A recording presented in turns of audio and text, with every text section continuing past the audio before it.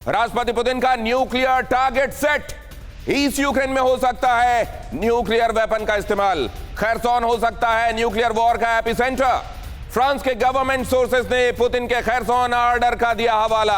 Putin ने खैरसॉन से नागरिकों को बाहर ले जाने का ऑर्डर दिया था। नागरिकों की वहां कैजुअलिटी ना हो, रूस के ऊपर यह इल्जाम ना आए कि आपने बेकसूर लोगों को मार डाला। क्या इसलिए इवैक्यूएशन हुआ है? और क्या इसीलिए अब यहां टैक्टिकल न्यूक्लियर वेपन के इस्तेमाल का इशारा दिया जा रहा है? मैक्रों के साथ बातचीत में पुतिन ने जो कहा वो आने वाले दिनों में किस तरीके से ट्रांसलेट होता हुआ दिखाई दे सकता है ग्राउंड पर, ये हम अपने मेहमानों से समझने की कोशिश करेंगे।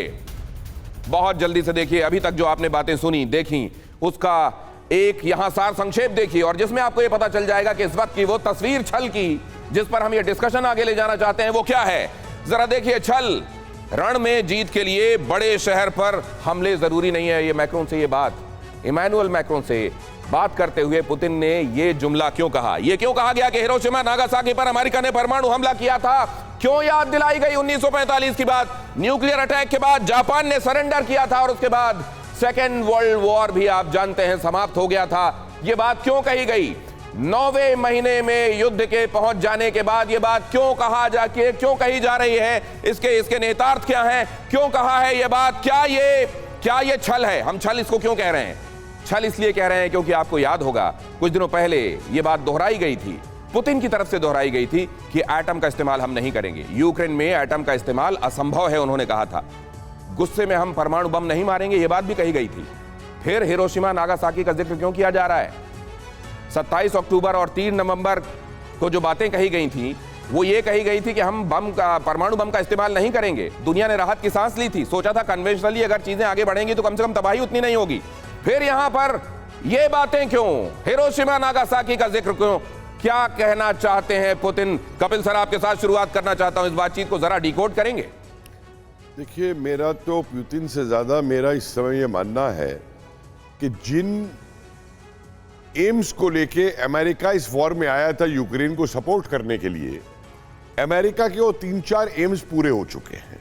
नंबर 1, नाटो पे वो अपना पूरा कंट्रोल एस्टेब्लिश कर चुका है यूरोप के अंदर, जिसमें क्रैक्स पड़े हुए थे।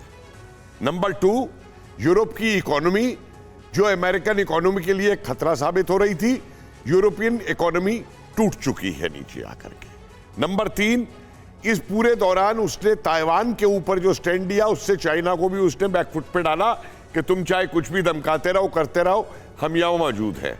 नंबर 4, अपने सारे जो उसके आर्म्स थे उसको उसने यहां यूक्रेन में शोकेस कर दिया, उनका मार्केट उसने बढ़ा दिया पूरा लेकर के।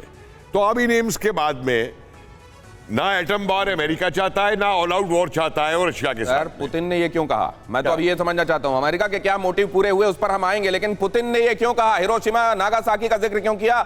इमैनुअल मैक्रोन से बातचीत में उन्होंने इसका रेफरेंस क्यों दिया? शिवाज सर। देखो दिनेश, इसमें सच्चाई है कि बड़े मिसलीडिंग टाइप के फीलर आ रहे हैं पुतिन की तरफ से।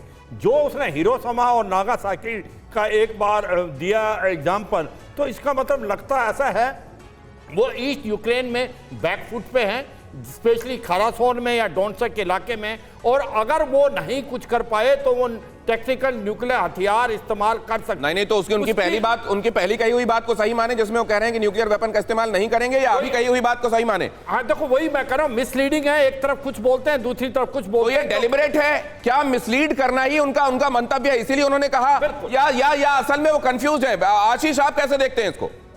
दिनेश, जो अंडरस्टैंडिंग रीडिंग इससे एग्जाम्पल के जरिए ये है। पहला, किससे बात करते हुए कहा? वेस्ट के एक बड़े लीडर से, मैक्रोन से। क्यों कहा? पहला, मुझे मत बताइए कि मैं न्यूक्लियर का इस्तेमाल कर सकता हूं कि नहीं कर सकता हूं। याद दिलाया मैक्रोन के जरिए पूरे विश्व को कि किसी ने अभी तक न्यूक्लियर का इस्तेमाल किया है तो वह अमेरिका है। दूसरा, मुझे जरूरत नहीं है न्यूक्लियर वेपन के इस्तेमाल करने की यूक्रेन में कम से कम। तो ये जो हवा बनाया जा रहा है न्यूक्लियर वेपन के नाम पे, रशिया को, क्रेमलिन को, व्लादिमीर पुतिन को नेगेटिव विलेन बनाने के लिए, इन दो बातों के point of view Vladimir Putin ने नहीं, तो क्या वो भारद्वाज सर, मैं आपसे समझना चाह रहा हूं, क्या वो चाहते हैं वेस्ट कंफ्यूज रहे, उसको समझ में ना आए कि पुतिन के दिमाग में चल क्या रहा है, या असल में खुद कंफ्यूज्ड है पुतिन और फैसला नहीं ले पा रहे हैं? देखिए, पुतिन बिल्कुल कंफ्यूज नहीं है। 2-3 बातें साफ साफ है। पहली बात कि ये स्लोविक रीजन है। स्लोविक रीजन में जो लोग रहते हैं एक ही रेस के हैं और पुतिन ये मैसेज नहीं देना चाहता, उन पे कंट्रोल करना चाहता है, उनको अपने कब्जे में लेना चाहता है। 4 क्षेत्र पहले ले चुका है, तो ये मैसेज नहीं देना चाहता कि जो डैमेज होगा वो अपने लोगों पे मैं करना चाहता हूँ। लेकिन जिस तरीके का जो ट्रेडिशनल एक वॉरफेयर हो रहा है उसमें पुतिन को बहुत बढ़त आज के दिन नहीं मिल रही है, और उसका एक कारण जो साफ साफ दिख रहा है कि पुतिन कई तरीके की स्ट्रेटेजी अपनाया। एक सेकंड सर, मैं आपको रोक रहा हूं। क्या आप ये कहना चाहते हैं कि पुतिन इसको बढ़ाना तो चाहते हैं कन्वेंशनली आगे, लेकिन वेस्ट के ऊपर ये डर भी रखना चाहते हैं कि मैं चाहूं जब इस्तेमाल कर सकता हूं? बिल्कुल बिल्कुल, वो ये भी बताना चाहते हैं विश्व को कि मैं एक न्यूक्लियर पावर भी हूं अगर जरूरत पड़ा। और जिस तरीके का आप नाटो का एक्सपेंशन कर रहे हैं और जो एक डिटरेंस मैंने क्रिएट कर रखा है, अगर उसकी जरूरत पड़ी तो आपने जैसे हिरोशिमा नागासाकी में किया वो काम मैं यहां पे कर सकता हूं। ठीक है कि छल का ठेका सिर्फ अमेरिका ने नहीं ले रखा। अगर छल का ही युद्ध होना है तो फिर रूस भी इसमें पीछे नहीं रहना चाहता और ये नहीं बताना चाहता कि वो वाकई इंटेंशन क्या रखता है।